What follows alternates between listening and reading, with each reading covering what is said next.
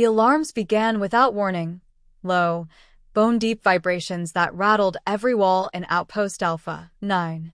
Red light bled across steel corridors, and the sound of the storm outside was swallowed by the shrieking of proximity sensors. Lieutenant Dax Holt sprinted through the main hall, rifle raised, his breath fogging inside his cracked visor. The comms were alive with chaos, men shouting, weapons fire echoing, static cutting every word in half. Sector 3's breached. Something's in the dome. A voice screamed before dissolving into static and a final, wet crack. Dax turned a corner and froze. The observation bay had become a slaughterhouse. Blood pooled beneath the cracked viewport, drifting toward the gravity vents in a lazy spiral. He forced himself to keep moving. His boots clanged on the grated floor, and behind him came a scraping sound, metal claws dragging along steel. He didn't turn. He fired blindly into the darkness, the muzzle flash revealing a blur of movement. Too many limbs. Too fast. His shots sparked against the walls. The thing slammed into him, heavy as a cargo hauler, and sent him rolling. He hit a support beam and gasped for breath, ribs screaming. The creature lunged again, but he fired point-blank this time, ion rounds tearing into its torso. It shrieked, an unholy mix of metal and flesh, and retreated through the smoke, leaving behind a slick trail that hissed where it touched the floor. Dax didn't follow. He staggered back toward the blast doors and slammed his fist against the control panel until it sealed shut.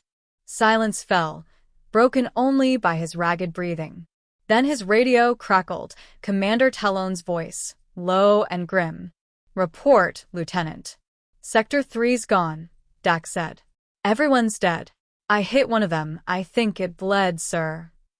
"That's something," Talon murmured. "Get topside.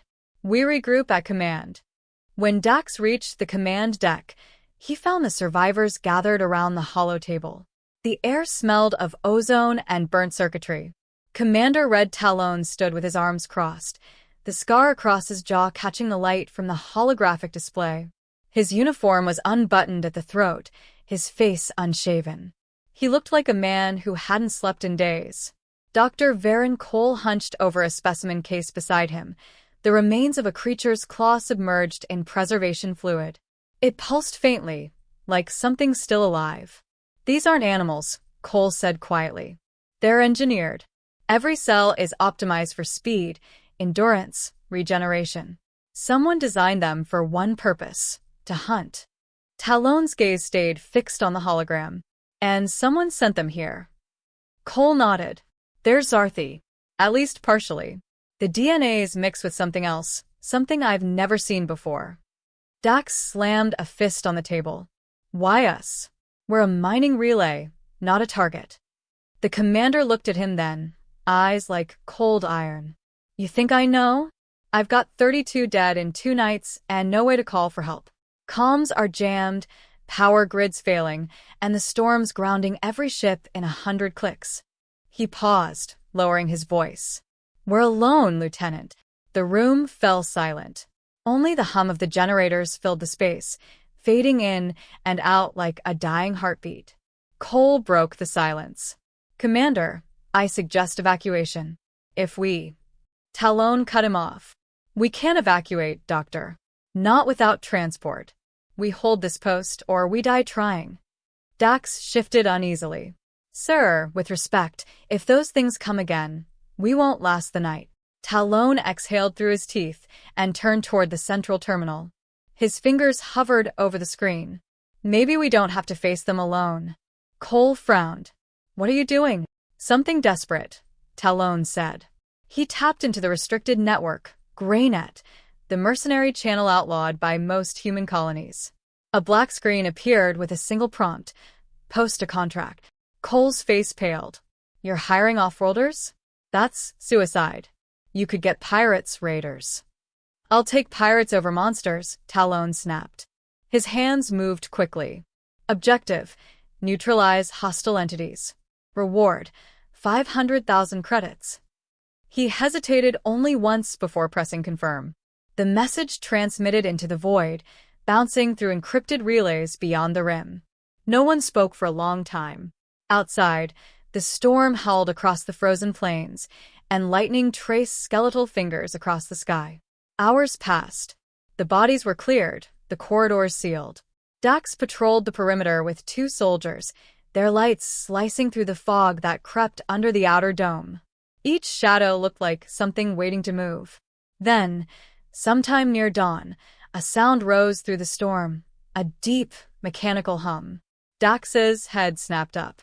Through the swirling snow, he saw a shape descending, a ship, small, angular, its hull marked with burned scars. It landed just beyond the main gate, engines steaming in the cold air. Talon and Cole arrived at the observation platform as the bay doors hissed open. A single figure stepped out, tall, armored, the plating reflective like liquid mercury. A long rifle was slung across his back, and a sidearm rested on his thigh.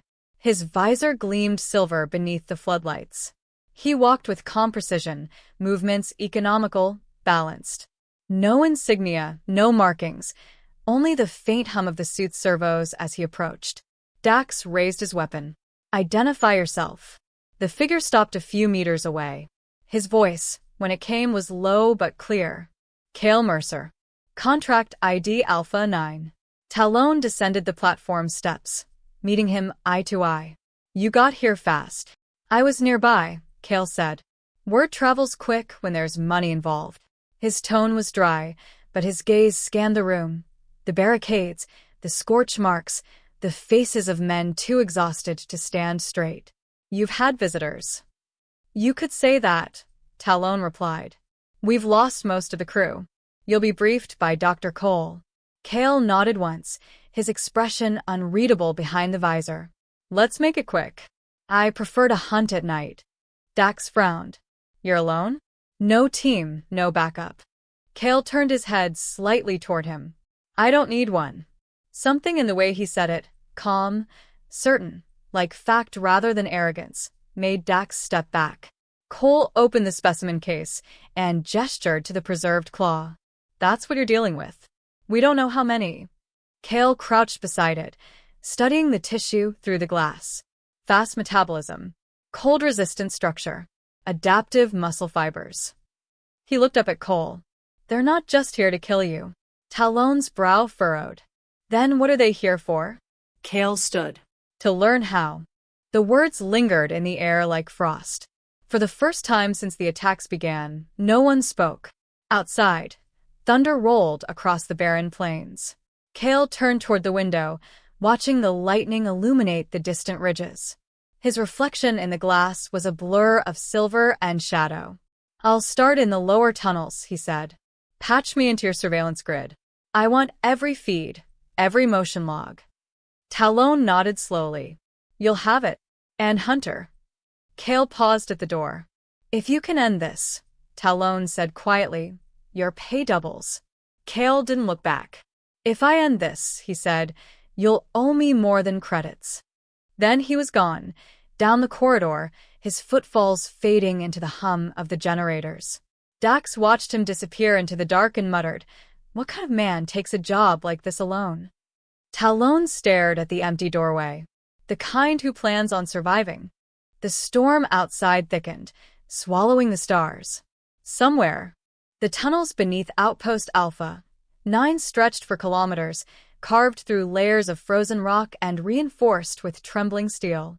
Cale moved through them like a shadow, his silver armor dimmed to matte gray.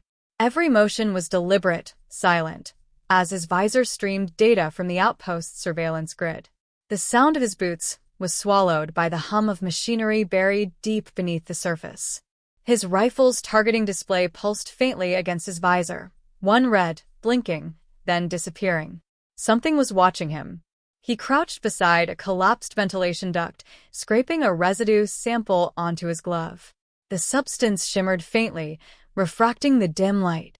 It wasn't blood in any human sense, more like a living metal, constantly shifting its molecular structure. His helmet sensors hissed with static as he analyzed it. "Adaptive tissue, high conductivity," he muttered. "They're learning from the environment." Through the comms, Dr. Cole's voice broke the silence. "That would explain the interference we've been picking up." The residue emits an electromagnetic pulse, small but enough to disrupt sensors. Kale's eyes narrowed. Then they're intelligent enough to jam surveillance. Or whoever made them is, Cole replied. Kale rose, moving deeper into the tunnels. A faint scraping echoed ahead. Then silence. He shut off his lamp and switched to infrared. The world turned into heat and shadow.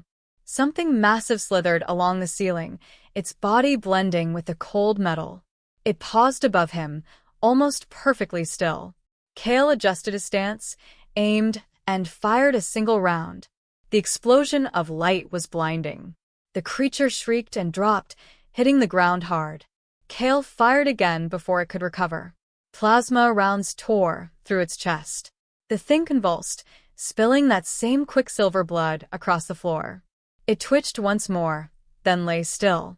Kale stepped closer, scanning its body, long limbs, segmented plating, a face that split open in too many directions. Even dead, it radiated menace. He spoke into his comm, one confirmed kill. These things aren't random. They stalk, ambush, retreat.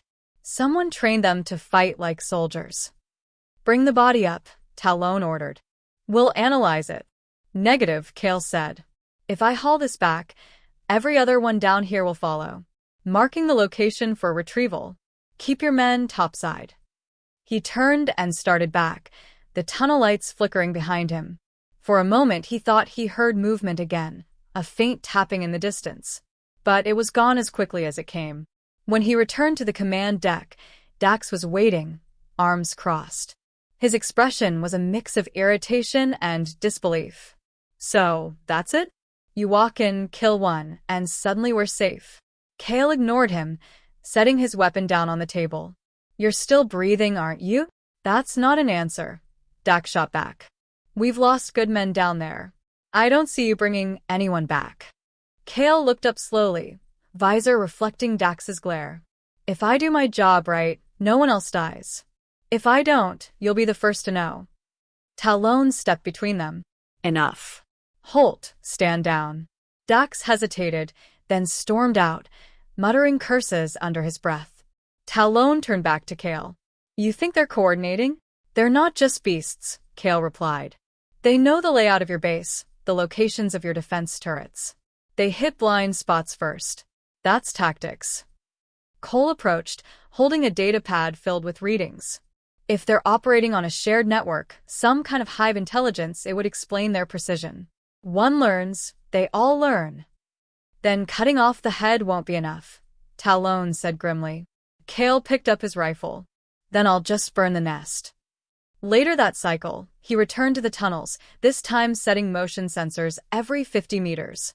The air was colder now, the temperature dropping even through his suit. Frost formed on the walls. He glanced at the readings, no sign of life. But his instincts whispered otherwise. He reached the lower generator chamber and paused. The air vents were twisted open from the inside. He crouched, scanning the floor, fresh tracks, clawed impressions that shimmered with residual heat. The beasts had passed through minutes ago. He followed the trail to a sealed maintenance shaft, prying it open with his blade. A stench rolled out. Ozone and decay. Inside, he found what looked like a nest. Dozens of egg-like structures pulsed faintly along the walls, connected by fleshy cords that merged into the metal. They weren't breeding naturally, these things were growing replacements. Command, you seeing this? He asked. Static. No response. Kale's eyes flicked across the interface. The signal was gone. Every frequency jammed. Then he heard it, a chorus of low, synchronized growls. Heat signatures appeared all around him, dozens. He backed toward the exit, switching his rifle to full charge. The first one lunged from the dark, jaws wide. He fired, cutting it in half midair. Another came from above. He rolled aside, shooting its legs out from under it. For every one he dropped, two more emerged.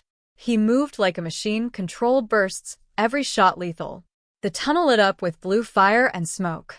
When his rifle overheated, he drew his sidearm, firing until the clip ran dry.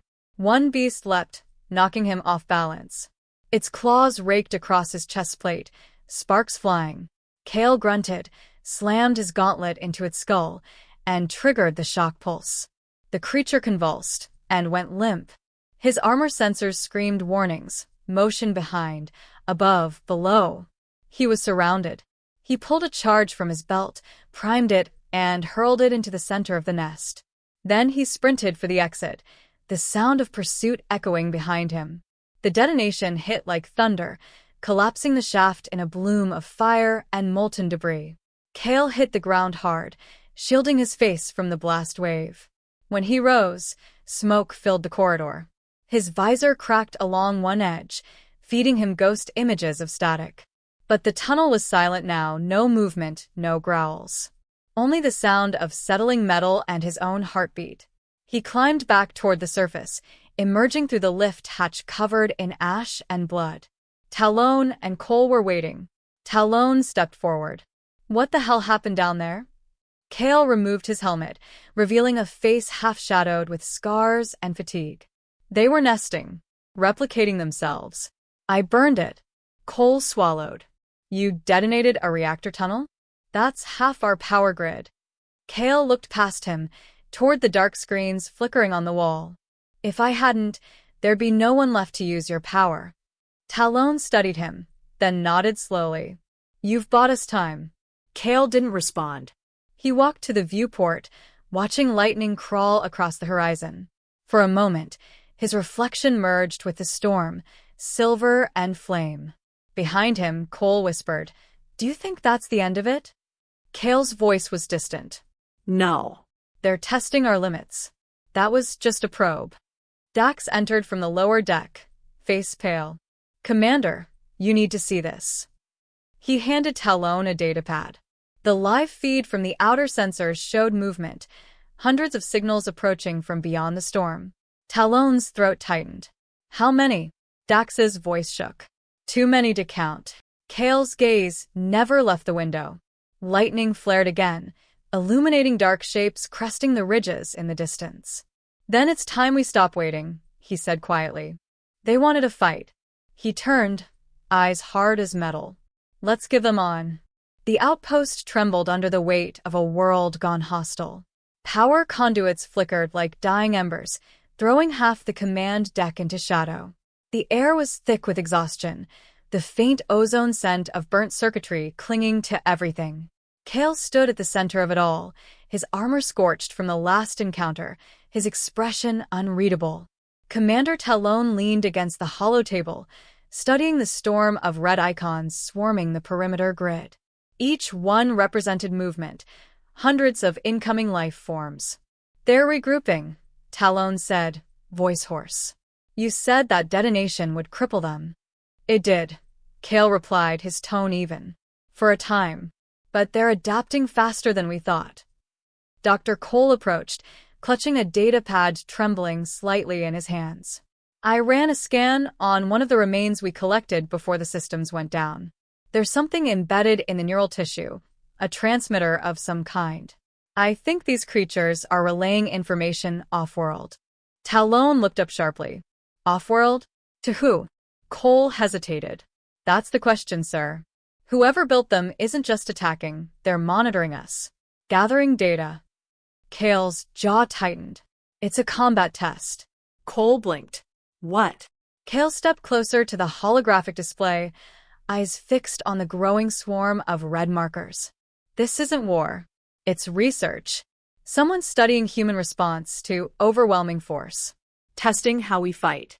How we die." Talon slammed a fist against the table.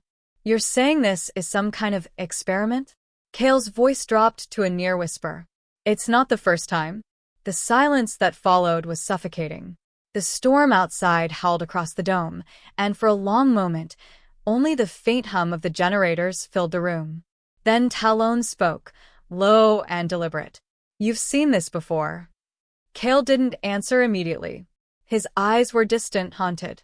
Finally, he removed his gloves, revealing the cybernetic implants laced through his forearms, small scars crossing where skin met alloy. "Vega Prime," he said. 5 years ago. A colony hit by what we thought were pirates. Same pattern, communications jammed, rapid deployment of hybrid predators, precision strikes on critical infrastructure. We fought for 3 weeks before command pulled us out. I was the only one who made it. Dax, who had been silent until now, took a step forward. And you think these things are from the same source? Kale nodded slowly. I don't think. I know. They were studying us then too, seeing how far humans could push before breaking. Cole swallowed hard. But why now? Why Alpha 9? Because it's isolated, Kale replied. Low population, no fleet nearby, no rescue coming. Perfect for observation. Talon exhaled, staring at the map. So, we're lab rats. Kale's gaze hardened. Not if we bite back. Before anyone could respond, a high-pitched tone erupted from the comm system. The static resolved into a pulsing pattern, an alien transmission. Strange symbols flickered across the central display, shifting rapidly until the translator deciphered fragments. Human endurance satisfactory. Phase 2 complete. Escalation authorized. Dax cursed under his breath. They're taunting us. Cole whispered. They're reporting success. Kale turned toward the viewport. Lightning flared, illuminating the storm, and for a moment, massive shapes moved in the distance, taller than the previous beasts, slower, deliberate. They're not just sending more, he said. They're sending worse.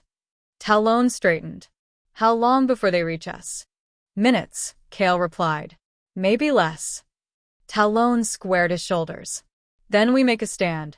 Holt, seal off the upper levels. Cole, divert whatever power we've got left to the turrets. And you, he looked at Kale. Tell me we've got a plan.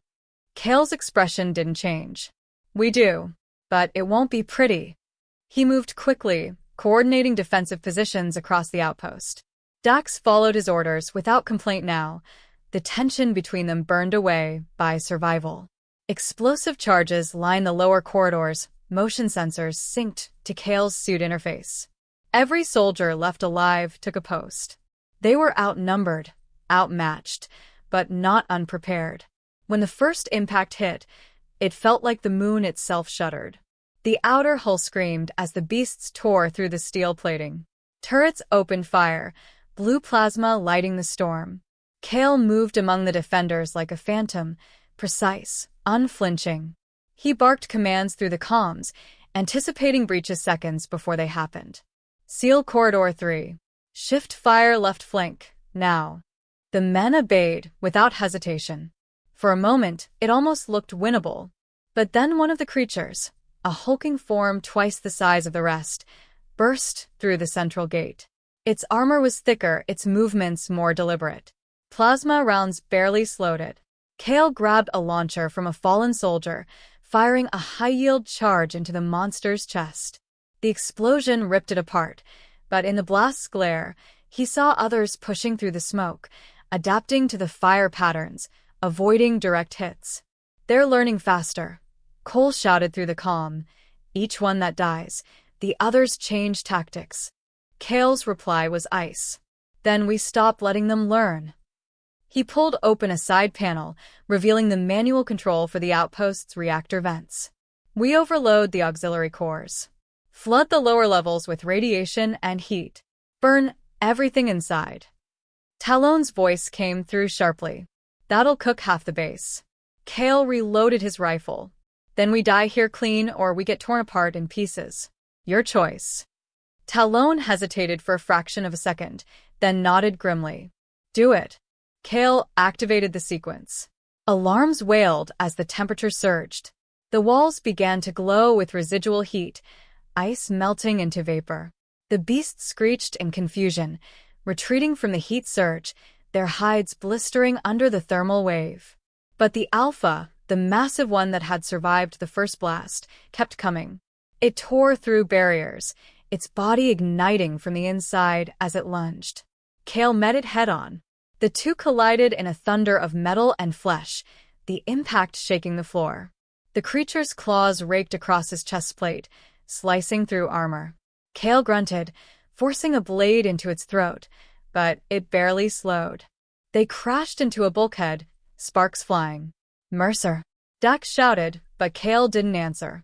He drove his knee into the beast's torso, twisting, pinning it against the reactor conduit. "End of the line," he growled, slamming his gauntlet into the manual override. Energy roared through the conduit, surging into the creature.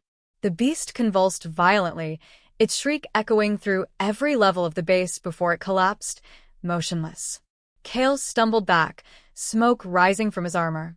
"Detonate the charges," he said hoarsely. Talon's voice came through. "All units clear?" "Doesn't matter," Kale replied. "Do it." The tunnels lit up as explosives tore through the lower sectors. Fire flooded the outpost's veins, collapsing the tunnels and burying the nest beneath tons of steel. For a heartbeat, there was silence, then the shockwave hit, throwing Kale to the ground. When the smoke cleared, only static filled the comms. Dax and Cole pulled themselves from the rubble near the command deck. "He's still down there," Dax said, voice breaking. Talon stared at the burning fissure, where the lower tunnels had been. He knew what he was doing. Outside, the storm finally began to clear. The sensors showed no movement. For the first time the beasts came at dawn. Shadows first, sprawling over the dunes like spilled ink, followed by the rumbling of claws tearing through the sand. Kellen had barely slept, but that didn't matter. No one on Outpost Epsilon slept anymore, not since the aliens had started sending their beasts. The creatures weren't natural. They were built, engineered, sent with precision to test humanity's limits. But today, they would learn humanity's limits had moved. The Silver Hunter was already awake when the alarms blared. No one knew his real name, not even Kellen, and that suited him fine. The man moved with the calm rhythm of experience, each motion deliberate and quiet. The pale light of the twin suns glinted against the silver lining of his armor, faintly etched with kill marks, each one a contract completed. The last one had been a governor's son, a hostage retrieval on a shattered moon. This one was different. This one wasn't for money. Kellen watched him load his weapon with steady hands. The rifle was ancient, a fusion relic from the war of iron and flesh, still humming with faint blue veins of energy. "You know," Kellen began, voice dry, "you could have refused the contract. Half the outpost already ran for the docks." The Silver Hunter looked up, visor reflecting the trembling holograms on the control screen. "I don't take contracts to run." Outside, the beasts were closing in, masses of sinew and metal, a grotesque blend of alien bioengineering. Their forms shifted in the sandstorms, flickering between physical and phantasmal, as if the universe itself couldn't decide what they were. "Command links down," Kellen muttered, slamming his fist against the console. "We're blind out there." "Then we make them louder," the hunter replied, slinging the rifle over his shoulder and stepping toward the gate. "Let them come to us." Kellen wanted to stop him, say something human, something like "be careful," but he didn't. He just followed, clutching his pulse carbine tight enough to make his fingers ache. When the outer gate opened, the desert wind screamed like a wounded animal. The first beast appeared moments later, massive, quadrupedal, glowing veins pulsing beneath obsidian skin. It roared, and the ground shuddered. The hunter didn't flinch. One steady breath. One perfect squeeze. The plasma bolt struck the creature's skull with surgical precision. It collapsed mid-charge, body still twitching as its neural lattice melted into the sand. But for every beast that fell, two more came. They weren't mindless. They moved in formation, circling, coordinating. The aliens were learning, adapting. 30 meters. Kellen shouted over the storm. "They're splitting. Let them." The hunter's voice was low, calm, like gravity made sound. He dropped a seismic charge into the ground. "They think they're hunting." He looked at Kellen. "They're wrong." The charge detonated, tearing open the sand in a deafening roar. Fire and dust swallowed half the field. The air shimmered with energy, and for a heartbeat, Kellen thought they'd done it. Then he saw the shape rising from the crater. This one was different. Taller, more deliberate. It walked on two legs, plated in chrome and flesh, its face almost human. And when it spoke, it used words. "You kill what you don't understand," it said in a voice that was both sound and static. "And you call yourselves evolved." Kellen froze. It's speaking. I know, the hunter murmured. They've crossed the line. The alien hybrid took a step forward, and the other beast stopped, watching. You were warned, human mercenary. Leave this place. The outpost is already lost. The hunter tilted his head slightly. Then why are you talking to me instead of killing me? Because I was made from your kind, the creature replied. Your DNA, your rage, your arrogance. It spread its arms, almost pleading. We are your mirror. What happens here is only the beginning. The hunter's visor reflected the creature's face, so eerily familiar it might have been his own. Then I'll make sure the beginning ends here. The hybrid lunged. Metal clashed against plasma. The world narrowed to sound and motion, lightning bursts, shrapnel storms, energy screaming through the dunes. Kellen fired blindly into the chaos, every shot a prayer.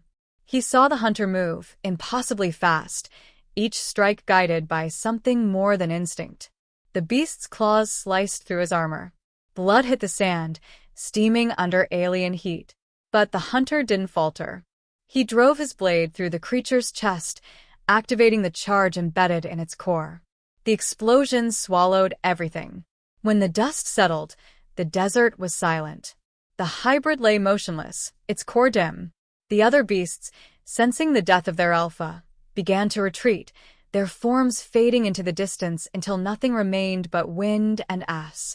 Kellen stumbled toward the crater. The silver hunter was still there, half kneeling, helmet cracked, visor shattered. You're alive, he rasped. For now. Kellen exhaled a laugh that sounded more like disbelief. You stopped them. You actually stopped them. The hunter shook his head. No. This was just their test. He stood, slow but steady, his armor scorched and bleeding sparks. Next time, they'll send more than beasts. Kellen looked out at the empty horizon. The suns were rising now, casting long shadows across the dunes. Then what do we do? The hunter reloaded his rifle, chamber clicking into place with finality. We prepare. We send a message. To who? He turned toward the outpost, the light catching the faint glimmer of his armor. To anyone who still remembers what it means to fight. And with that, he walked into the dawn, one man against the unknown, leaving only footprints that the wind would soon erase. But in orbit, beyond the thin blue veil of atmosphere, something stirred, metal wings unfolding, engines pulsing with cold alien light. The next wave was already coming, and this time, humanity wouldn't face it unprepared. The Silver Hunter would make sure of that.